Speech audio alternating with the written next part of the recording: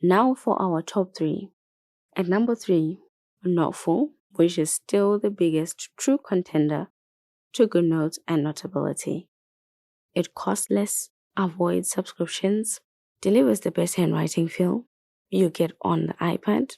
The way you can fine-tune your pen tool in Noteful is just fantastic. I moved from Notability to Noteful and never regretted it. Noteful also nails page layers. You get the most useful layering system I've seen in a handwriting app, which makes it easy to separate things like rough work, final answers, highlights, and annotations without turning the page into a mess. And the ability to crop and expand your pages ranks as one of my favorite features because it saves you when you run out of space. Just one limitation in mind. Noteful doesn't let you search through your handwritten notes, so you'll love it most if you rarely rely on handwriting search in the first place.